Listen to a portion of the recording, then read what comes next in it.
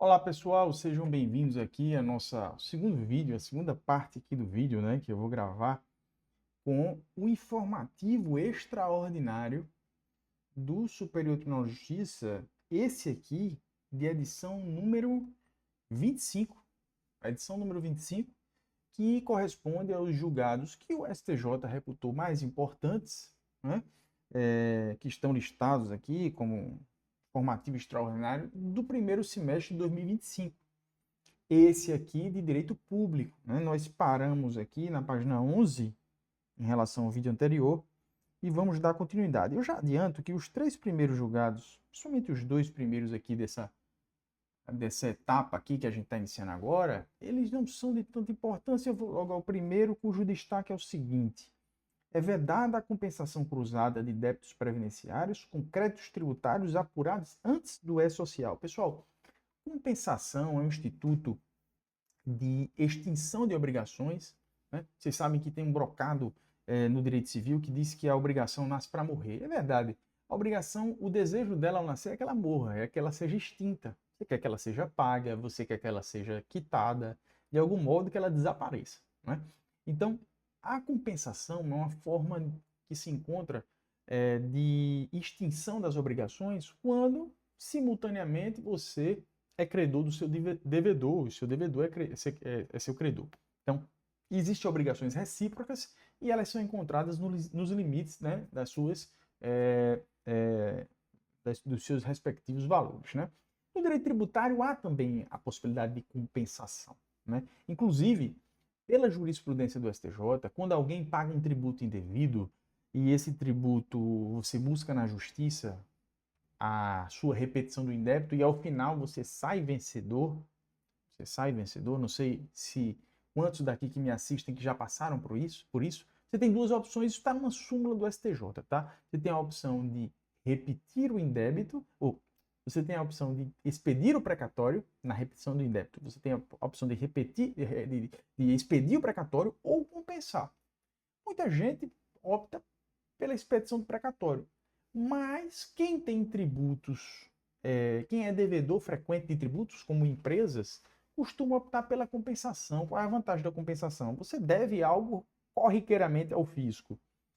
E você não precisa, você já compensa com o que você deve ao fisco. Você não precisa esperar a inscrição do precatório para o ano seguinte, todo aquele procedimento do artigo 100 da Constituição Federal. Então, a compensação é uma forma extremamente utilizada.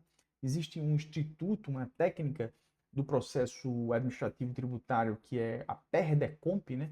Pedido de compensação, procedimento de compensação. Existe uma análise prévia pela Receita Federal da compensação, depois ela é autorizada e o contribuinte promove a sua compensação, depois ela fica submetida a um prazo de homologação. Isso está na Lei 9430, pelo artigo 70 em diante, 74 em diante, tem os critérios de compensação. Se você estuda ou necessita estudar direito tributário para a área federal, eu recomendo que você analise inclusive esse normativo. Aqui se trata de uma compensação cruzada, que é um termo que surgiu ali depois de 2018, que significa uma compensação entre débitos previdenciários com créditos de tributos. É uma compensação cruzada porque você tem origens de débitos diferentes, né? E aqui, pessoal, é uma questão muito miúda. A única coisa que eu aproveito para revisar é essa questão aqui da compensação, mas é uma questão muito específica, sabe? Aqui, o que teve em jogo aqui foi uma expressão de uma lei bastante pontual, de gaveta, a Lei 11.457, que dizia período de apuração. E aí se questionou se esse período de apuração era o fato gerador do tributo ou o trânsito em julgado. É importante dizer que já faz muito tempo isso. O CTN foi alterado em 2001 para inserir nele um artigo 170A e proibir que nessas ações de repetição do indébito, das quais eu falei, que com o trânsito em julgado o contribuinte pode compensar ou pedir a expedição do precatório, ele pode escolher a forma como ele recebe o indébito tributário, a lei veio e proibiu que no curso da ação o juiz determinasse via liminar que houvesse uma compensação. Então, compensação de tributos se condiciona ao trânsito em julgado. É uma matéria proscrita à antecipação de tutela. Um juiz não pode, numa repetição do indébito, por mais convencido que ele esteja, dar uma liminar, ele não pode dar uma liminar dizendo antecipa a tutela para permitir que o contribuinte compense os tributos que ele quer repetir nessa ação com os seus débitos perante a Receita Federal, perante a Previdência Social. Não pode. Isso está no artigo 170A. Então, o STJ, diante disso, ele interpretou esse período de apuração como o trânsito em julgado da ação. Foi isso que aconteceu nessa ação. Está aqui, ó. É vedada a compensação mediante o aproveitamento de tributo, objeto de contestação judicial pelo sujeito passivo antes do trânsito julgado da respectiva decisão judicial. Mas eu não vou fazer maiores comentários, porque realmente esse julgamento aqui ele não é tão relevante. Outro julgamento aqui, o segundo, que embora muito relevante, mas relevante para quem faz concurso de maneira específica ou para quem advoga de maneira específica nessa área aqui. Veja só, a gasolina que a gente coloca no carro, antes de ler o destaque aqui, deixa eu fazer só uma explicação.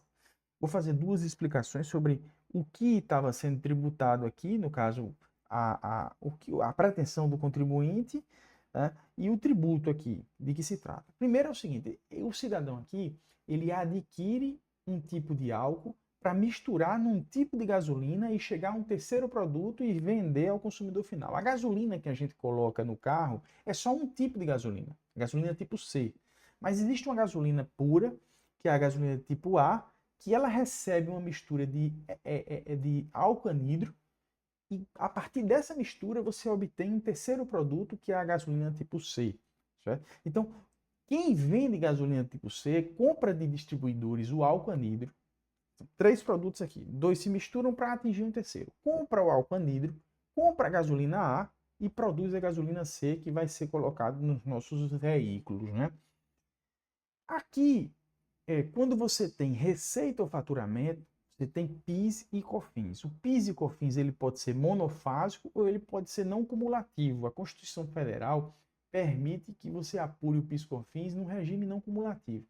O tributo aqui se submete à monofasia do PIS e da COFINS, ou seja, ele incide em uma única vez.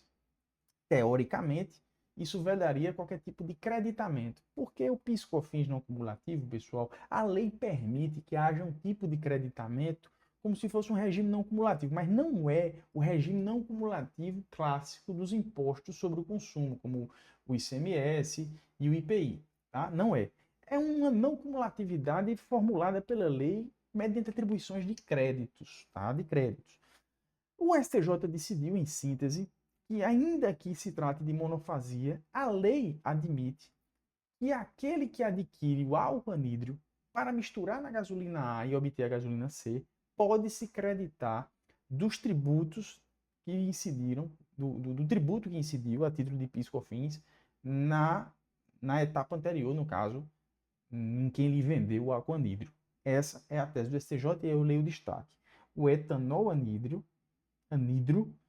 é insumo indispensável no processo de formulação da gasolina C, razão pela qual sua aquisição tributada enseja a apropriação de créditos à contribuição do PIS e da COFINS. Veja que é uma coisa muito específica, mas para quem estuda para a área federal. E esse julgamento aqui, prosseguindo, o próximo. Esse aqui é mais interessante. Eu vou ler aqui o destaque e vou explicar para vocês. Vamos para o próximo. Vou até dar tela cheia nele aqui. Esse aqui é um pouco mais interessante. A partir da expedição do auto de arrematação, assinado pelo juiz, leiloeiro e arrematante, este, ou seja, o leiloeiro, torna-se responsável pelo pagamento dos tributos do imóvel, ainda que postergada a respectiva emissão na posse. Veja só. Em regra, o artigo 130 do CTN, estabelece que os tributos que incidem sobre um bem imóvel, eles acompanham esse bem imóvel em toda a sua mutação subjetiva de propriedade. Então, se você adquirir um bem imóvel de alguém, é uma obrigação própria terreno, os tributos sobre a coisa, sobre a res. Obrigação própria terreno, obrigação própria da coisa. Então, se você adquirir um imóvel meu, certo? Você adquirir um imóvel meu, exceto se eu lhe dei os comprovantes, mas se você adquirir um imóvel meu e há tributos pendentes, você se torna o responsável pelo pagamento desses tributos, tá? Você, o adquirente, há essa transferência de responsabilidade tributária para o adquirente. Exceto, aí é o parágrafo único que diz, em asta pública, em aquisição de asta pública. Por quê? Para prestigiar e dar segurança jurídica às astas públicas. E permitir que quem vá a juízo para comprar um imóvel num leilão, leilão de imóvel, saiba que está pagando um preço só e vai receber esse imóvel desimpedido de tributos. Então, se você adquire um imóvel num leilão e arremata esse imóvel, você adquirente não tem responsabilidade tributária em relação aos tributos da arrematação para trás. Consideram-se subrogados no preço que você pagou. O preço que você pagou na arrematação do imóvel englobará os tributos eventualmente devidos até aquele momento. A questão aqui é que o cidadão ele arrematou o imóvel, mas ele demorou para proceder à emissão na posse. Demora dele. E dar prosseguimento à transferência do imóvel para o seu nome. Nesse meio tempo, ocorreram fatos geradores de tributos sobre o imóvel, taxa de lixo, imposto sobre a propriedade, IPTU. E ele disse, olha, enquanto eu não tomei efetiva posse do imóvel, o imóvel não era meu. E o STJ disse não. Veja só, o CTN disse que os fatos geradores ocorridos, os tributos devidos em relação a fatos geradores ocorridos até a arrematação eram subrogados no preço, ok. Mas depois da arrematação, não. Né? E aqui eu leio aqui para vocês isso aqui, ó. Os créditos relativos a impostos devidos em razão da propriedade subrogam-se no preço, tarará, tarará, devidos até este momento, ou seja, até a arrematação. Né? Por outro lado, a partir da assinatura do auto de arrematação, caracterizam-se a propriedade em favor do arrematante, a quem incumbe tomar as providências necessárias à consolidação desse status. Ou seja, se ele demorou, a quem incumbe tomar as providências. Se ele demorou, né? Aí, ó, a regra contida no 130, parágrafo 1, não afasta a responsabilidade do arrematante no que concerne aos débitos de IPTU posteriores à arrematação, ainda que postergada a respectiva emissão de imposto. Eu aproveito para ler aqui o 130 do CTN, que ele diz o seguinte: no caput, na cabeça, ele trata da regra geral, segundo a qual os tributos próprio terreno, ou seja, em relação próprios da coisa, eles acompanham a coisa nas suas mutações subjetivas, na sua mudança de propriedade. Mas, no parágrafo único, ele excepciona, no caso de arrematação em esta pública, a subrogação ocorre sobre o respectivo preço. Isso aqui ocorre, por quê? Para dar um prestígio às arrematações e para dar segurança jurídica aos arrematantes, para estimular que haja arrematação de bens, né? Então, o STJ concluiu.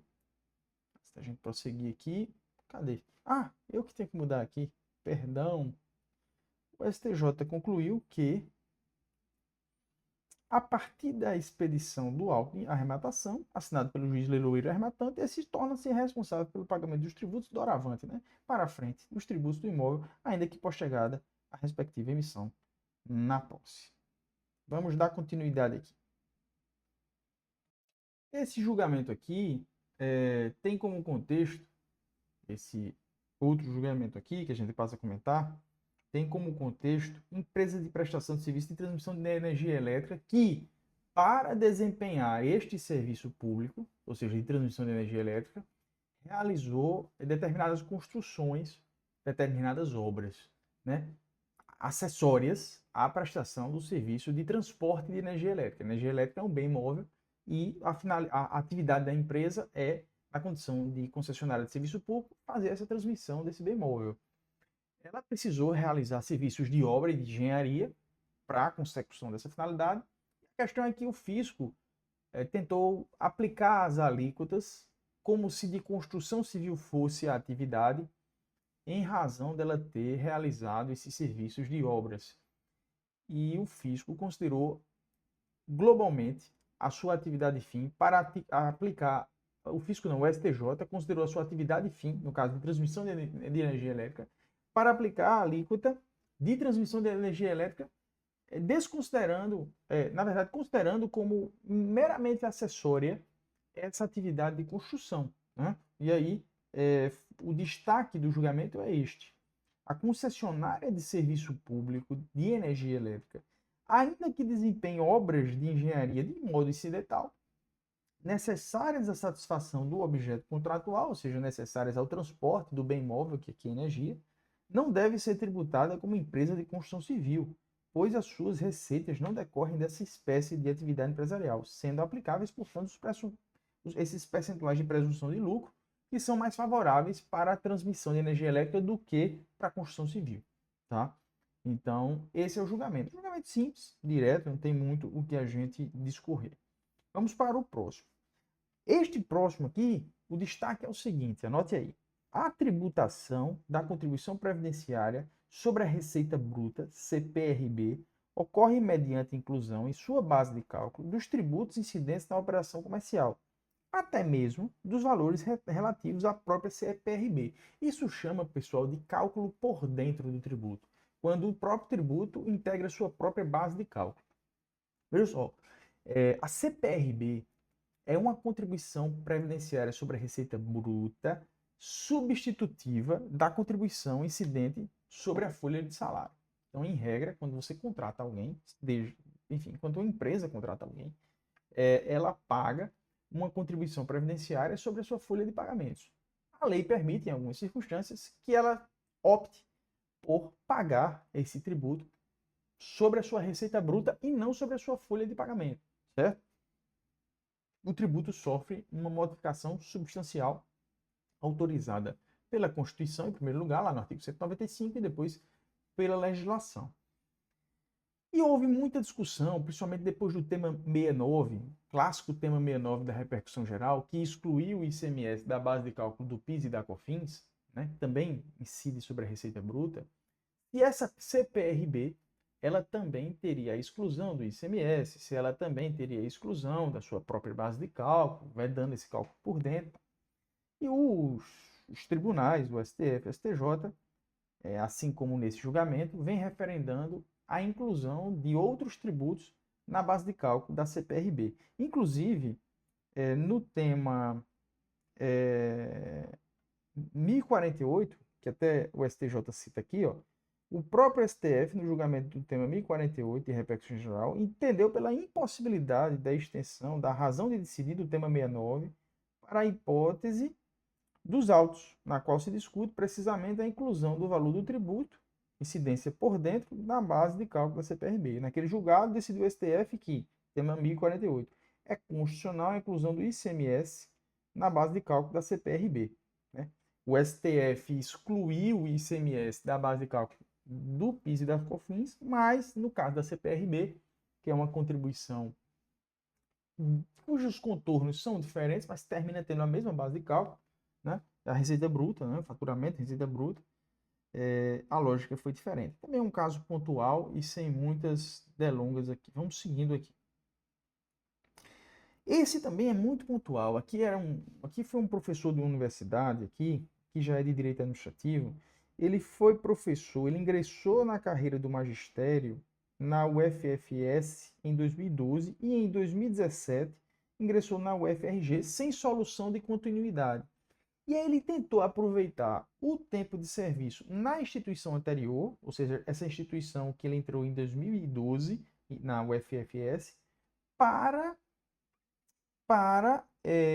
se promover na UFRGS, né? na UFRGS, e não foi permitido. E o destaque do julgamento é o seguinte: não é possível o aproveitamento do tempo em instituição anterior diversa para fins de aceleração da promoção do servidor ocupante de cargo do magistério superior, a que se refere o parágrafo único da Lei 12.772. Um julgamento também muito específico, vamos passando aqui. Mas a lógica dele é essa, né? Não pôde, mesmo que aqui não houve solução de continuidade, ó. Ocorreu sem solução de continuidade, mas o STJ não permitiu. Esse aqui já é um julgamento muito interessante, prestem atenção, viu? Aqui eu mereço um destaque. Vamos lá. O candidato que teve a prova oral em concurso público anulada e refeita, ao obter nota inferior àquele objeto da anulação, não tem direito à nota anteriormente atribuída, por se tratar de ato nulo destituído de efeitos jurídicos. Olha só que caso interessante, né? Esse caso aqui, que é super interessante, foi o seguinte: o cidadão foi lá para a prova oral, né? Aí o ponto que ele foi arguído, o ponto que arguíram ele, foi diferente do ponto que havia sido previamente sorteado. Então, provavelmente, houve um sorteio prévio dos pontos do edital. Disseram, olha, você vai ser arguído sobre o ponto 10. Certamente, isso não está nos autos, mas certamente pode ter ocorrido um erro de impressão mesmo, ou algum tipo de erro. Os examinadores, na hora de fazerem a arguição, fizeram perguntas do ponto 20, do ponto 25, de um ponto diferente daquele previamente sorteado. Ele tirou nota, vamos supor que ele tirou nota 7, aí, mas ele recorreu e disse, olha, eu tirei uma nota 7, mas eu fui, as perguntas que me fizeram foram sobre um ponto que não era um ponto do sorteio. Aí a prova dele foi anulada. Ele fez a prova de novo, e aí a prova foi regular, as perguntas foram sobre o ponto. E nessa prova nova, ele tirou uma nota mais baixa do que na prova oral sobre um ponto diferente do sorteado, né?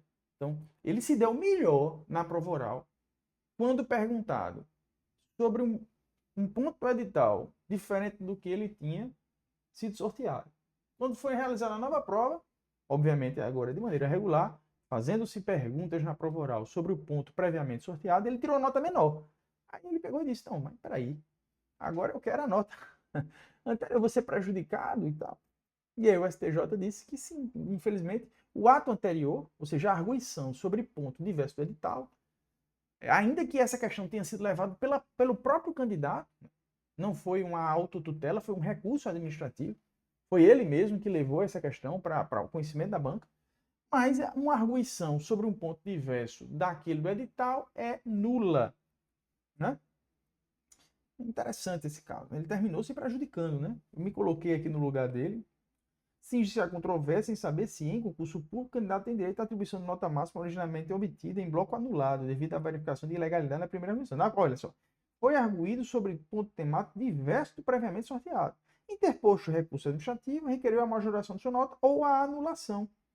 A administração reconheceu o erro e anulou a prova, determinando que fosse a nova prova oral sobre o grupo de matéria. No entanto, o candidato obteve nota inferior à primeira, referente ao grupo que gerou a anulação. Tendo em vista a expressa anulação da primeira arguição oral, não é possível que a primeira nota prevaleça sobre a segunda, uma vez que ato nulo não produz efeitos, né?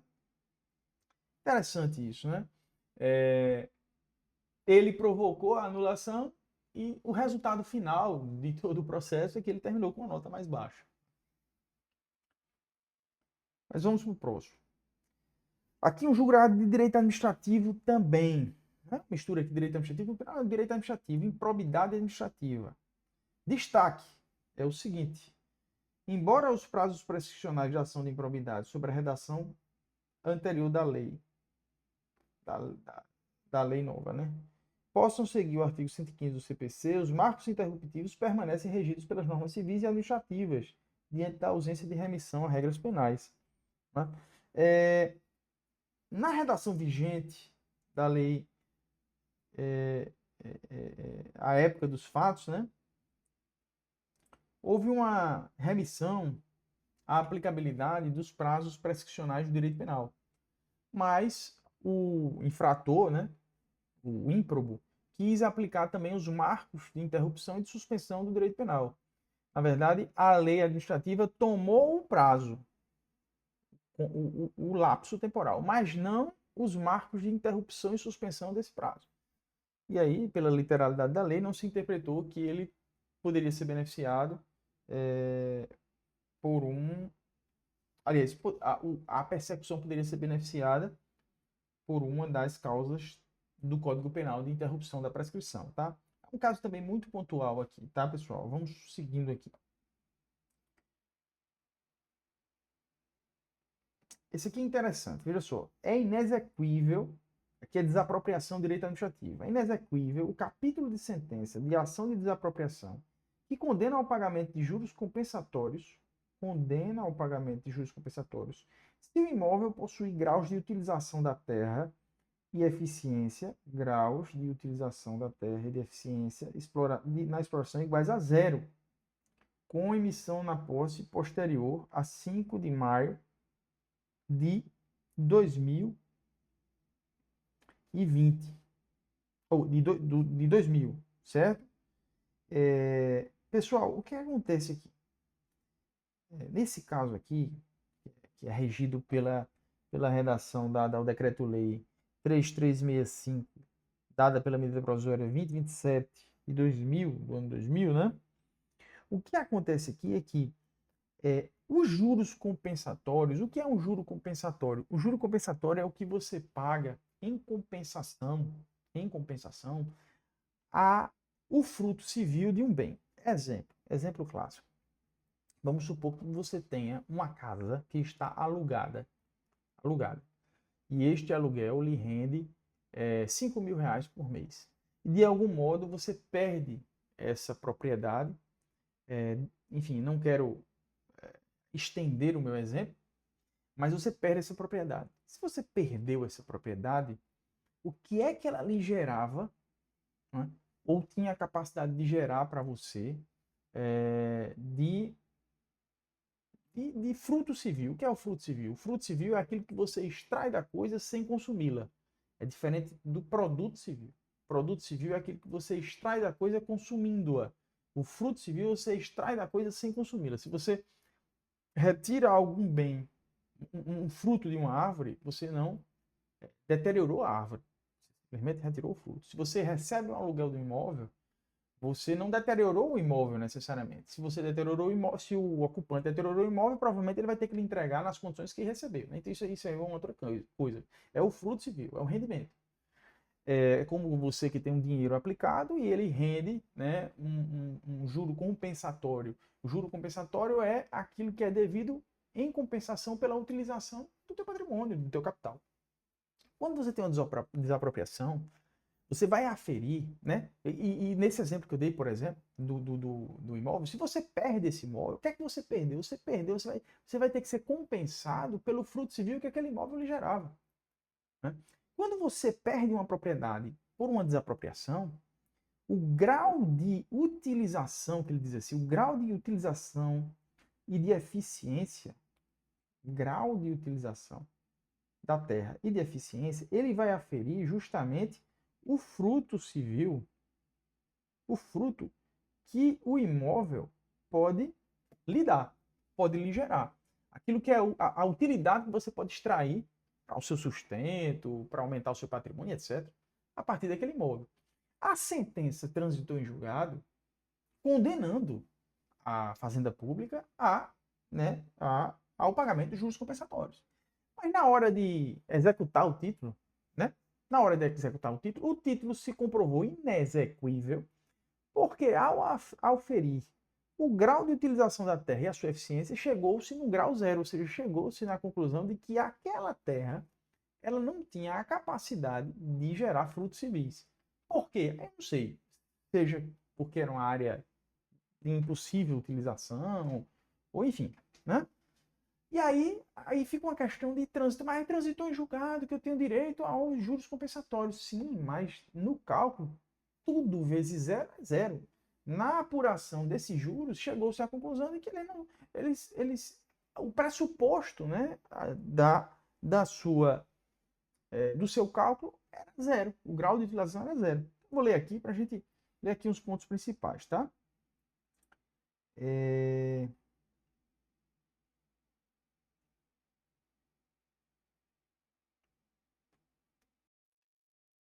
Aqui há um histórico do tema, né, que a gente pode até depois gravar um vídeo sobre isso, sobre esse tema 282 do STJ, o tema do STF 360, mas isso no outro momento. Mas o que é importante aqui, o caso em análise, o caso em análise é uma desapropriação para fins de reforma agrária, que tem por objeto imóvel classificado como improdutivo e que possui índice de produtividade igual a zero, com emissão na posse em 15 de 3 de 2007.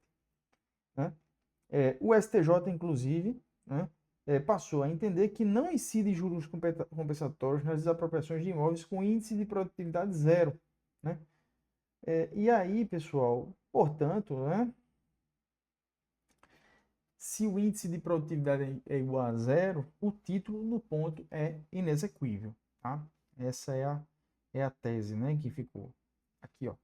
Para fins de fixação da tese, é inexequível o capítulo da sentença de ação de desapropriação que condena ao pagamento de juros compensatórios se o imóvel possui graus de utilização de terra e eficiência nas explorações igual a zero. Vamos para o próximo aqui. Destaque aqui, as normas previstas na legislação ambiental não encontram óbice a aplicação nas situações fáticas que eventualmente se consolidaram pela inércia ou morosidade das autoridades com a passagem do tempo, porquanto o dano ambiental renova-se constantemente, impedindo a restauração da área, o reequilíbrio ecossistêmico. Olha só, essa aqui é a famosa tese, tá aqui, deixa eu grifar, eu li ainda agora, a teoria do fato consumado, né? Que está na súmula 613 do STJ. Não se admite a aplicação da teoria do fato consumado em tema de direito ambiental. Ou seja, não é porque houve uma degradação ambiental, não é porque houve uma consolidação de uma situação irregular do ponto de vista ambiental, que não vai se investir no retorno ao status quo ante, ou seja, na recomposição do meio ambiente daquele ecossistema. Vamos grifar aqui esse destaque, né? As normas previstas na legislação ambiental, elas são imperativas, de modo que não encontram óbice a aplicação nos casos que se consolidaram, né? Ou seja, se consumaram pela inércia ou morosidade das autoridades, ou seja, ainda que essa consumação se atribua à inércia ou omissão de autoridades públicas ambientais. Porquanto o dano ambiental renova-se constantemente, ou seja, enquanto a lei estiver vigente e determinando que aquela situação é uma situação ilícita do ponto de vista ambiental, uma situação de dano ambiental, é uma situação irregular que a prática administrativa de cerrar os olhos e não corrigi-la e não demandar a correção pelo proprietário, não faz com que ela se estabilize, né? Não existe ilegalidade ex nunc, né? Não existe ilegalidade ex nunc, só efeitos prospectivos da declaração de um ilícito ambiental, de uma inconformidade às normas do meio ambiente. Ela é sempre ex nunc, ela tem efeito desconstitutivo, né? Porque não se aplica o fato consumado, né? Porquanto o dano ambiental renova-se constantemente, impedindo a restauração da área e o reequilíbrio da ecossistema. Com a passagem do tempo, né? Pela inércia, porquanto o dano ambiental renova-se constantemente. Esse dano impede o reequilíbrio e a restauração da área. Então, enquanto o dano não for removido, a área não é reequilibrada e restaurada, né? É imprescritível, né? Na origem, a controvérsia diz respeito à legalidade ou não da apreensão do caminhão utilizado no cometimento de infração ambiental por transporte irregular de madeira. A parte argumentou que o veículo foi liberado liminarmente e por meio de sentença, antes dos temas repetitivos do STJ, segundo a apelação julgada apenas no ano 2022, de modo que a liberação do bem perfaz coisa jurídica consolidada pelo decurso do tempo. Aduz que a segurança jurídica garante a proteção dos direitos ambientais. A análise das razões apresentadas releva uma tentativa de aplicação do princípio da segurança jurídica para justificar a liberação de um veículo apreendido por infração ambiental. No entanto, é preciso esclarecer que, no contexto do dano ambiental, o princípio da segurança jurídica tem uma aplicação distinta, voltada para a proteção do meio ambiente ecologicamente equilibrado. Ou seja, a segurança jurídica milita em favor do meio ambiente, né? O princípio da segurança não se destina à proteção de situações consolidadas pelo decurso do tempo que possam perpetuar danos ao meio ambiente. Pelo contrário, ele visa garantir que as normas ambientais sejam aplicadas de forma eficaz para prevenir e reparar danos ambientais, assegurando que o meio ambiente seja preservado para as presentes e futuras gerações. A jurisprudência do STJ, consolidada, eu vou fazer um vídeo, tá, pessoal, sobre esses temas aqui, viu? Anote aí, procure aqui no canal. Se você procurou e não achou, é porque eu ainda não fiz, mas procure, nos siga para receber a notificação. Vou fazer um vídeo sobre o tema 1036 e 1046. Vou até anotar aqui, 1036 para fazer o vídeo e 1046, explicando esses dois temas que são muito importantes. Reforça essa perspectiva ao estabelecer que a apreensão de instrumentos utilizados em infrações ambientais, independe do uso específico, exclusivo ou habitual para a empreitada infracional. Aí ele vai mencionar a súmula 613 do STJ. Portanto, a argumentação que busca a proteção de uma situação consolidada pelo tempo não encontra respaldo no direito ambiental. A liberação do veículo apreendido, sem considerar os princípios de prevenção e precaução, contraria a finalidade das normas ambientais e compromete a eficácia das sanções destinadas a estimular a prática ao meio ambiente. Então, o veículo tinha sido liberado por liminar, por sentença, e depois transitou em julgado de modo desfavorável, e ele, olha, mas o veículo já tinha sido liberado, então a situação é consolidada há muitos anos, 10 anos. Mas não, o STJ considerou que, utilizando-se o veículo como instrumento, apetrecho de crime ou de ilícito ambiental, ele deve ser perdido, e eventual situação de liberação prévia desse veículo não consolida, né, não impede que ele seja perdido. Vamos prosseguir aqui. Só prosseguindo, esse precedente aqui de direito tributário tem o seguinte destaque aqui, o seguinte texto destaque no informativo. Para apurar a base de cálculo do ITCD, Imposto de Transmissão, Causa-Mortes e Doação, o fisco poderá desconsiderar o valor declarado pelo contribuinte com base no patrimônio líquido da sociedade, quando verificar que os bens imóveis utilizados para a integralização de cotas não tiverem seus valores de mercado apurados isoladamente na data do fato gerador. O que é que acontece aqui, pessoal? Existe um imposto, uma espécie de imposto, né? Um tributo da espécie de imposto que a Constituição Federal atribuiu a competência tributária para a instituição no artigo 155 aos estados e ao Distrito Federal, que é o imposto que tem por causa ou por fato gerador a sucessão universal de bens pela morte de alguém. Então, quem deixa bens, esses bens serão sucedidos para os seus herdeiros terão que pagar o ITCD. Nesse caso aqui, o que aconteceu nesse caso aqui? O de cujos, né, o falecido, né, ele tinha uma participação societária numa empresa.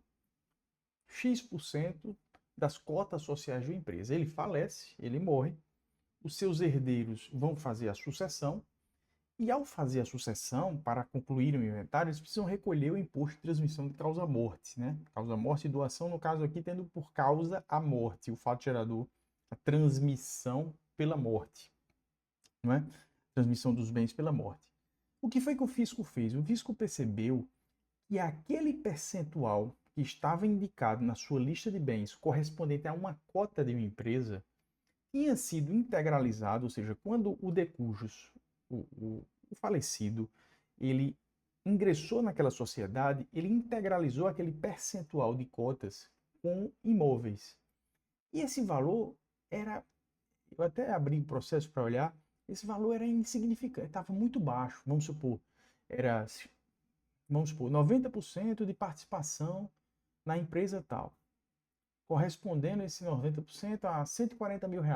Só que o fisco foi diligenciar, né, e percebeu em diligências que, na verdade, aquele valor de R$140 mil, se você considerasse os bens que corresponderiam pertencentes àquela empresa e que o de cujos utilizou como forma de integralização, ou seja, quando ele constituiu lá atrás a sociedade, quando ele chegou naqueles percentuais de 90% de participação naquela empresa, trazendo imóveis, os imóveis, se eu não me engano, eram propriedades rurais, valiam muito mais que isso. Então, o fisco, de ofício, atualizou a base de cálculo dessa participação societária para fazer corresponder não a uma participação societária, mas ao valor individualizado dos bens aos quais aquela participação societária correspondia em termos de integralização de capital. Então, o fisco historiou o quanto de imóveis ele, o de cujos, utilizou para integralizar e chegar àqueles 90% de propriedade naquela empresa e lançou com base no valor atualizado daqueles imóveis. E o STJ referendou esse procedimento, dizendo aqui que, para apurar a base de cálculo do imposto, o fisco pode desconsiderar aqueles 90% de participação societária, né? Quando verificar que os bens imóveis utilizados para chegar a essa participação societária, ou seja, para a integralização das cotas, não tiveram seus valores de mercado apurados isoladamente na data do fatiador, que é a transmissão aos herdeiros daquele correspondente de participação societária, né? Interessante esse julgamento, achei bem interessante. Outro julgamento. Destaque. Leio para vocês. Eventual imunidade tributária do possuidor do imóvel não impede o município de realizar o lançamento do IPTU em nome do proprietário registral, conforme consta na matrícula do imóvel. E o STJ faz uma remissão ao tema 122. Eu vou anotar aqui esse tema 122 para fazer um vídeo também sobre esse tema 122, tá? Em breve vocês verão aqui no canal, talvez quando você estiver assistindo esse vídeo agora, talvez já esteja disponível, você dá um Google lá, ou então me segue aí para você receber a notificação quando esse vídeo quando ele subir. O que é que diz esse tema e o que é que estava no pano de fundo aqui? Pessoal, quando você compra um imóvel, você vai lá numa construção, você casou, vamos supor, você casou, quem casa quer casa, né? Então você vai lá numa construtora, e aí você vai lá e você compra um imóvel na planta de um prédio, de um condomínio edilício, de um prédio vertical. Esse prédio fica pronto, a construtora ela entrega, você casou, você terminou de pagar as chaves, entrou no imóvel, mas você ficou sem dinheiro para fazer a escrituração. Escrituração requer o pagamento das taxas cartorárias e o pagamento do ITBI. Você está sem dinheiro, você teve que imobiliar o imóvel. O STJ decidiu que a propriedade imobiliária pertence àquele que está com o seu registro de propriedade no cartório, no RGI, no cartório de registro de imóveis. Então, se você compra um imóvel e não transfere a propriedade para o seu nome, o imóvel pertence ao proprietário anterior. No caso do exemplo que eu estou dando aqui, é a construtora. Ainda pertence à construtora.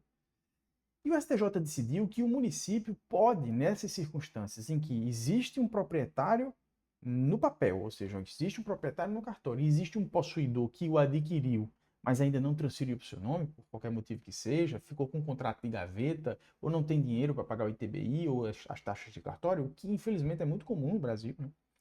O STJ decidiu no tema 122 que ele pode, o fisco, lançar o IPTU, que é o imposto sobre essa propriedade, tanto do possuidor como daquele no nome de quem o imóvel se encontra. Então, se você compra um imóvel a mim e você decide, por confiança em mim, escriturar depois, porque você está sem dinheiro naquele momento, o fisco pode escolher de lançar no meu nome proprietário regular do imóvel ou, no caso do possuidor, de você que me adquiriu, mas ainda não transferiu para o seu nome. Aqui o que aconteceu foi o seguinte: quem adquiriu a propriedade foi uma entidade imune.